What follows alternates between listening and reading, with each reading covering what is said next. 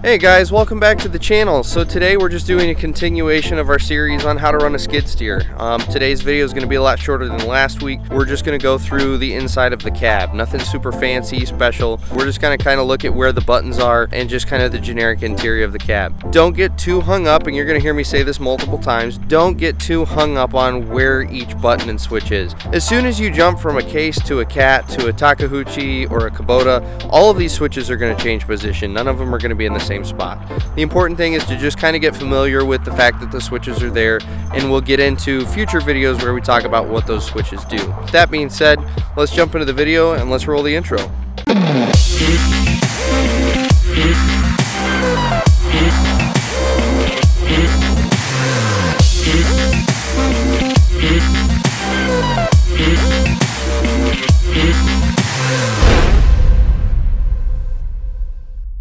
Alright guys, so we are in the cab of a skid steer. This is the Case TV 370, which you may remember from our walk around video. We're now in the cab, and so we're just going to kind of go over some of the features that you might find in a skid steer in the cab. So moving over here, I'm going to tell you right now, this whole pillar and how you start a skid steer is all going to vary by manufacturer. So don't get too hung up on where each button is, because that's going to vary.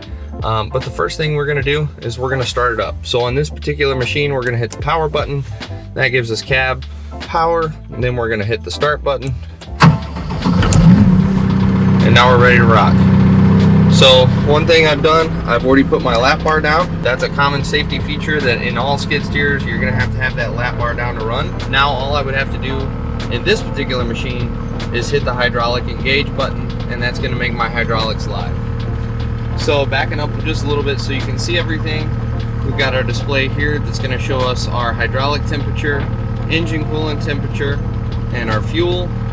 And then we're going to have a thing that cycles through our hours, coolant temperature, oil pressure, stuff like that.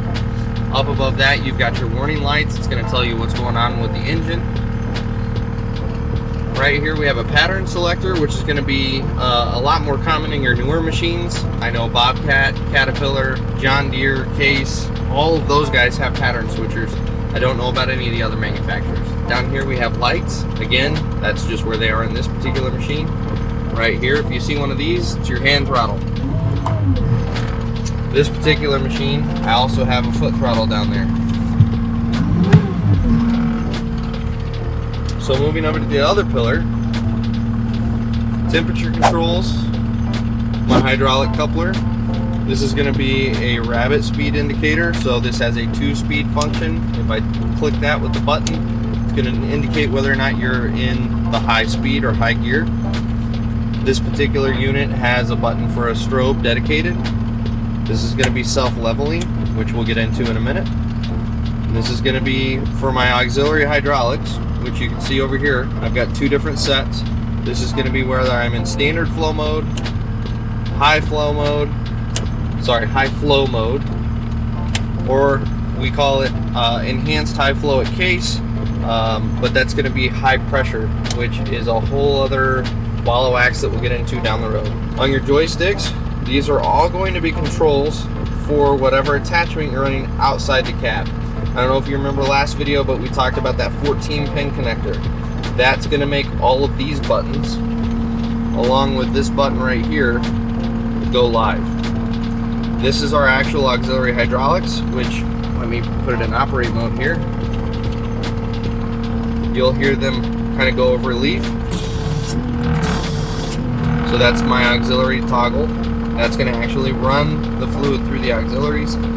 This is for float, parking brake, and then around the side we've actually got in this particular machine, you can't really see it, I have a button right there for ride control. Ride control is going to allow these boom arms to kind of float up and down as you're riding along, and it's going to serve as a shock absorber to give you a much better ride. Returning back over to this joystick, over on the side here, that's my rabbit speed. That's where you're going to engage your 2-speed. And again, all of this stuff, that's just on this particular machine where everything is at.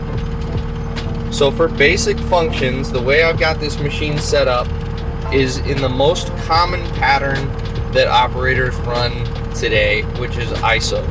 And that means that all of my movements for the machine are going to be on this joystick. All of my bucket and boom functions are going to be on this joystick. So for instance, if I pull this back, the machine is going to move back. Forward is forward. Similarly, if I want to turn, left and right. Over here, we have our bucket and boom functions. So if I pull this back, and the way I remember this is I'm rocking it back so the top of the stick is coming up towards me. It's going to lift my boom up. And if I push it down, it's right in the phrase, I'm pushing it down, my boom arms are going to go down.